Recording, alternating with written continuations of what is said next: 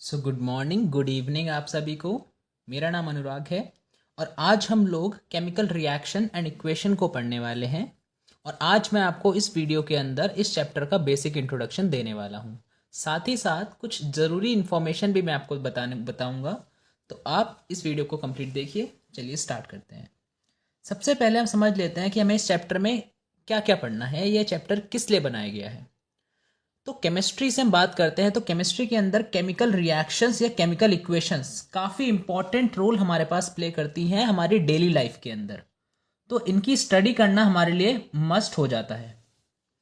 So what is a chemical reaction and chemical equation, इसी को देखते हैं। चलिए सबसे पहले डेफिनेशन पे आते हैं। What is a chemical reaction? तो एक ऐसी रिएक्शन जिसके अंदर पुराने बॉन्ड्स टूटे और नए बॉन्ड्स का फॉर्मेशन हो, उसको केमिकल रिएक्शन बोला जाता है। इसके अंदर सब्सटेंस का रीअरेंजमेंट होता है और रिएक्टेंट नाम की चीज प्रोडक्ट में कन्वर्ट होती है। ये रिएक्टेंट और प्रोडक्ट क्या क्या होंगे? हो सकता है ये कुछ एटम्स हो, कुछ मॉलिक्यूल्स हों। तो दो एटम आपस में कंबाइन होने के बाद जब इनके बीच का बॉन्ड आपस में टूट जाएगा और ये मिल जाएंगे, तो ये जो चीज़ बनेगी इसको तो प्रोडक्ट बोलते हैं। और जो चीज़ें आपस में रिएक्ट करती है इसको रिएक्टेंट भी बोलते हैं। तो ये तो केमिकल रिएक्शन की डेफिनेशन हो गई। किसी भी केमिकल रिएक्शन को दिखाने के लिए हम लोग जिस चीज़ का यूज़ करते हैं वो होती है केमिकल इक्वेशन, जिसके अंदर हम लोग सिंबल्स का यूज़ करते हैं, इसलिए हम इसको सिंबॉलिक रिप्रेजेंटेशन भी बोलते हैं। या हम फॉर्मूले भी लिखते हैं। जैसे हमको पता है, आप ये आगे जाके पढ़ोगे, ये CH4 लिखा है, मतलब एक कार्बन है और 4 हाइड्रोजन है। इसको हम लोग मीथेन बोलते हैं। ये मीथेन गैस के नाम से फेमस है। अब होता क्या है कि जब हम मीथेन की रिएक्शन ऑक्सीजन से कराते हैं और दो मॉलिक्यूल्स लेने हैं ऑक्सीजन के, तो क्या होता है कि मीथेन का आपस में बॉन्ड टूट जाता है और वो कार्बन हाइड्रोजन का बॉन्ड टूटने के बाद कार्बन का बॉन्ड ऑक्सीजन से बन जाता है और CO2 और वाटर बनता है। इसी चीज को हम लोग केमिकल रिएक्शन भी बोलते हैं, जहां पे पुराने बॉन्ड्स टूटे, कार्बन हाइड्रोजन के बीच का बॉन्ड टूटा और नया बॉन्ड बन गया। सिमिलरली NaCl अगर मैं लूँ तो Na और Cl आपस में जुड़े हुए हैं, इनका आपस में बॉन्ड है और जब केमिकल रिएक्शन होगी तो Cl अलग हो जाएगा, Na अलग हो जाएगा। इसी को हम केमिकल रिएक्शंस बोलते हैं। आई होप इतनी बात क्लियर है। आगे बढ़ते हैं फिजिकल एंड केमिकल चेंज के ऊपर कि ये क्या चीज़ है। तो फिजिकल चेंज क्या होता है कि हमारे पास ऐसा चेंज जिसमें सब्सटेंस की आइडेंटिटी चेंज ना हो, इसकी कंपोजिशन सेम बनी रहे।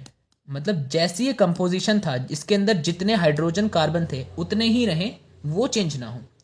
जैसे जब भी मेल्टिंग या बॉइलिंग होती है तो सब्सटेंस की सिर्फ स्टेट चेंज होती है, उसकी कंपोजिशन सेम रहती है, सिर्फ आइडेंटिटी चेंज होती है। जैसे अगर बर्फ़ है तो पिघल के वो पानी बन सकती है, इतना ही तो फर्क आएगा, बाकी चेंजेस नहीं आएंगे। Similarly what is a chemical change? एक ऐसा चेंज जिसके अंदर किसी भी सब्सटेंस की आइडेंटिटी चेंज हो जाए, मतलब पूरी तरीके से वो टूट जाए। जैसे जैसे मैंने पीछे लिखा था, अगर हम हाइड्रोजन और ऑक्सीजन को आपस में मिलाएं तो होगा क्या? इन दोनों को मिलाकर वाटर बनेगा। अब एक इंपॉर्टेंट फैक्ट, हाइड्रोजन आपके पास आग बुझाने के काम आता है, फायर को एक्सटिंग्विश, सॉरी, हाइड्रोजन एक तरीके से सपोर्टर होता है, फ्यूल है। ऑक्सीजन भी सपोर्टर है फायर का। बट जो वाटर बना वो तो आग को बुझाने के काम आता है। तो एक तरीके से जब केमिकल चेंज होता है तो जो सब्सटेंस बनता है उसकी प्रॉपर्टी अपने दोनों इंडिविजुअल रिएक्टेंट से काफ़ी अलग हो जाती है। तो रिएक्टेंट्स जिसके अंदर सब्सटेंस में पुराने बॉन्ड्स टूटे और नए बॉन्ड्स का फॉर्मेशन हो, उसी को हम केमिकल चेंज बोलते हैं। आगे बढ़ते हैं। आगे बढ़ने से पहले आपको मैं बता देता हूं, हम लोग एक नया बैच हमने स्टार्ट करा है फॉर 2025 स्टूडेंट्स। तो क्लास 9 to 12 के लिए ये बैच है। सारी स्ट्रीम्स इसमें अवेलेबल हैं, physics, chemistry, biology, humanities, commerce, सारे बैचेस अवेलेबल हैं हमारे पास, सारी स्ट्रीम्स अवेलेबल हैं। और अगर आप देहरादून में रहते हैं एंड अगर आप रायपुर रोड के आसपास या मियाँवाला में रहते हैं तो आपके लिए ये बेस्ट है। आप ऑफलाइन में आके हमसे बात कर सकते हैं और आप हमारे कोर्स में एनरोल भी हो सकते हैं। काफ़ी अफोर्डेबल प्राइसेस और बेस्ट क्वालिटी कंटेंट के लिए हम लोग जाने जाते हैं। तो आप चाहे तो हमको कांटेक्ट कर सकते हैं, ये कांटेक्ट नंबर आपको दे रखे हैं। स्मॉल बैचेस पर्सनल अटेंशन मिलते हैं आपको, रिवीजन नोट्स दिए जाते हैं, प्रैक्टिक क्वेश्चन काफ़ी सारे हैं, previous years different different school में आए हुए क्वेश्चंस के सॉल्यूशन आपको देखने को मिलते हैं। और 1000 से ऊपर क्वेश्चंस के एक्सेस आपको मिलते हैं। तो ये उसके कुछ फीचर हैं। चलिए आगे बढ़ते हैं। कैरेक्टरिस्टिक ऑफ केमिकल इक्वेशन को जान लेते हैं। कैरेक्टरिस्टिक ऑफ केमिकल रिएक्शन, हमें कैसे पता लगेगा कि भाई केमिकल रिएक्शन हुई है? How to identify that chemical reaction has taken place? तो पहला तरीका होता है इवोल्यूशन ऑफ गैस, कि जब भी कोई केमिकल रिएक्शन होती है तो कुछ गैस निकलती है, कुछ गैस इवॉल्व होती है। देखो कैसे, जैसे मैंने जिंक लिया Zn, इसकी रिएक्शन H2SO4 से कराई, सल्फ्यूरिक एसिड बोलते हैं इसको, डाइल्यूट। तो क्या होता है ना कि H2 और SO4 के बीच का बॉन्ड टूट जाता है और ZnSO4 को लेके भाग जाता है, ZnSO4 बना लेता है और H2 गैस निकलती है। अब ये H2 जो है ना हाइड्रोजन गैस है, मैंने बताया काफ़ी अच्छी फ्यूल होती है, इसको रॉकेट्स में भी यूज़ करते हैं। तो H2 गैस निकल रही है, इस वजह से इवोल्यूशन ऑफ गैस का एग्जाम्पल है। सिमिलरली आप सेकेंड और थर्ड एग्जाम्पल को भी देखो, इसके अंदर भी हाइड्रोजन और कार्बन डाइऑक्साइड नाम की गैस निकल रही है। सेकेंड हमारे पास कैरेक्टरिस्टिक होती है केमिकल रिएक्शन की, फॉर्मेशन ऑफ प्रेसिपिटेट, मतलब प्रेसिपिटेट बनेगा इसके अंदर आपका। प्रेसिपिटेट क्या होता है? जब भी कोई केमिकल रिएक्शन होती है तो कई बार ऐसा देखा गया कि कुछ सॉलिड सब्सटेंस, कुछ सॉलिड प्रोडक्ट सॉल्यूशन से सेपरेट हो गया, separate out of the solution, इसी को बोलते हैं प्रेसिपिटेट का बनना। जैसे मैंने KI लिया, जहाँ पे इसको पोटेशियम आयोडाइड बोलते हैं, PbNO3 को लेड नाइट्रेट बोलते हैं। तो जब इनको मिलाया तो ऐसा देखा कि कुछ इनसॉल्युबल सब्सटेंस येलो कलर का ऑब्टेन हुआ। तो हमारे पास PbI2 हम इसको बोलते हैं, PbI2, Pb लेड ने आयोडीन से बॉन्ड बना के लेड आयोडाइड बनाया और KNO3 हमको फॉर्म हुआ। अब ये ऐसा क्यों बना, इसको हम बाद में डिस्कस कर सकते हैं। तो ये येलो PPT जो बना ये वाटर में नहीं घुलेगा, इस वजह से ये फॉर्मेशन ऑफ प्रेसिपिटेट का एग्जाम्पल है। सिमिलरली मैं बेरियम क्लोराइड के साथ भी जब इस रिएक्शन को कराऊंगा सल्फ्यूरिक एसिड के साथ, तो BaSO4 जो कि व्हाइट कलर का होता है ये बनता है। तो ऐसे करके हम लोग कैरेक्टरिस्टिक को समझ सकते हैं, formation of precipitate. Third characteristic हमारे पास आती है चेंज इन कलर, कलर में भी चेंज हो जाता है। जैसे मैंने सल्फर डाइऑक्साइड ली SO2 और इसमें मैंने K2Cr2O7 डाला, तो क्या देखा जाता है कि ओरिजिनली तो ये गैस हमारे पास कलरलेस है, बट K2Cr2O7 में इस गैस को पास कराने से ये ग्रीन कलर का बन गया, मतलब कलर ही चेंज हो गया। ऐसी रिएक्शंस भी होती हैं और इसको चेंज इन कलर के अंदर पढ़ा जाता है। ठीक है, यहाँ पे सिट्रिक एसिड को मैं KMnO4 में डालता हूँ तो ओरिजिनली ये कलरलेस है और KMnO4 पर्पल कलर का है, पर इन दोनों को मिलाने से जो बना वो कलरलेस हो गया वापस से, मतलब पर्पल कलर गायब हो गया इसका। तो ये हम चेंज इन कलर के अंदर समझ सकते हैं। अगली हमारे पास कैरेक्टरिस्टिक जो देखने को मिलती है that is your change in temperature, temperature में भी चेंज हो सकता है। तो सबसे पहले ये समझो कि रिएक्शन दो प्रकार की होती है। ऐसी रिएक्शन जिसमें हीट रिलीज हो उसको एक्सोथर्मिक रिएक्शंस की कैटेगरी में रखा जाता है।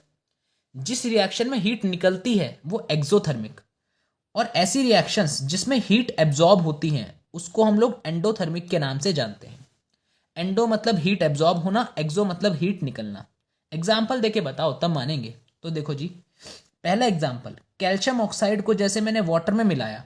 कैल्शियम ऑक्साइड हमारे पास जो होता है इसको हम काफ़ी इंपॉर्टेंट केमिकल कंपाउंड है जिसको हम बहुत जगहों पे यूज़ करते हैं। जैसे ही वाटर में इसको मिलाया तो कैल्शियम हाइड्रोक्साइड बना और काफ़ी सारी हीट प्रोड्यूस हुई। तो ये रिएक्शन आपके पास एक्सोथर्मिक की कैटेगरी में आएगी। सिमिलरली जिंक के साथ और कार्बन के साथ भी मैं सल्फ्यूरिक एसिड और ऑक्सीजन की रिएक्शन कराता हूं तो हीट निकलती है, तो इन रिएक्शन को हम लोग एक्सोथर्मिक रिएक्शन बोलते हैं। चलिए आगे बढ़ते हैं। एंडोथर्मिक का एग्जांपल मैं आपको दूंगा, उससे पहले हमारे पास ऑनलाइन क्लासेस भी अवेलेबल हैं। अगर आप हमसे दूर हैं और आप हमसे क्लासेस लेना चाहते हैं तो क्लास 9 to 12 के लिए हमने ये बैच स्टार्ट करा है, जिसमें हम ऑनलाइन PPT के थ्रू या हम वाइट बोर्ड के थ्रू आपको क्लासेस कराएंगे। सब्जेक्ट मैथमेटिक्स, केमिस्ट्री, फिजिक्स और अदर सब्जेक्ट्स भी अवेलेबल हैं। तो अगर आपको कांटेक्ट करना है तो कांटेक्ट नंबर मैं आपको शो कर दूंगा, आप उसमें देख लीजिएगा। ठीक है, आगे बढ़ते हैं। यहाँ मैंने बता दिया नया बैच स्टार्ट भी हो रहा है, ये मैं बता रहा हूँ। सेंट टेरा अकेडमी के पास है, मियाँवाला रायपुर रोड में है, और ये कॉन्टैक्ट नंबर आपके पास अवेलेबल है। चलिए, और आई होप एक एग्जाम्पल मेरे को आपको बचाना रह गया, उसको बता देता हूँ। देखो, ऐसी रिएक्शन जिसमें हीट एब्जॉर्ब हो, ठीक है, उसको हम क्या बोलते हैं, एंडोथर्मिक रिएक्शन बोलते हैं।